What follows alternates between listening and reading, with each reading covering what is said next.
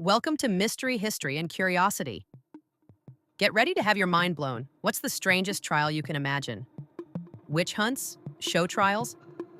Maybe a kangaroo court?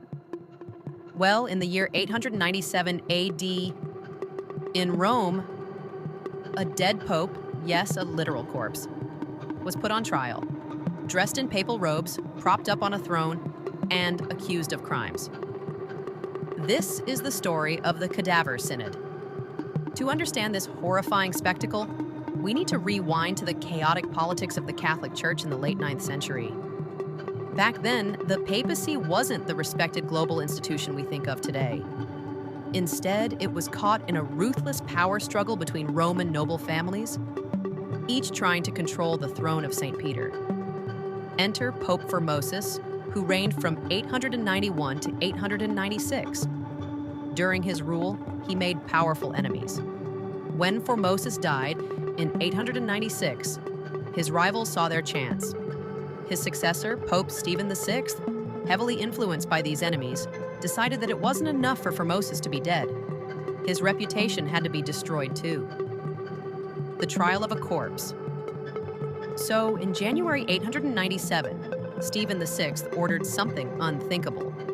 Formosus's body was dug up from its tomb.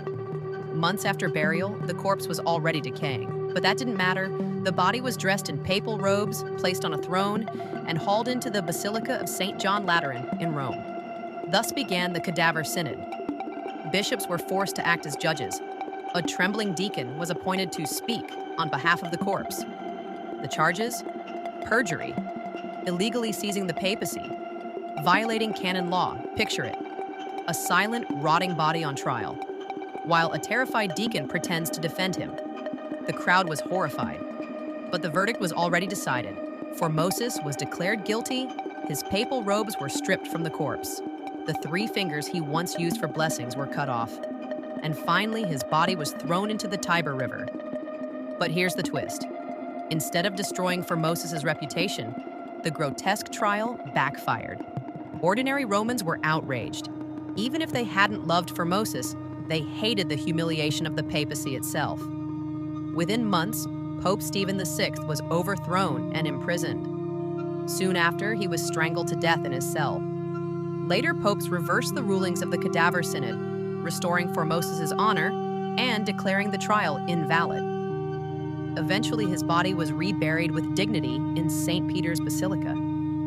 The Cadaver Synod remains one of the most bizarre episodes in church and world in history. It shows just how far political rivalries can twist justice, turning institutions into grotesque theater. And yes, sometimes even putting a corpse on trial.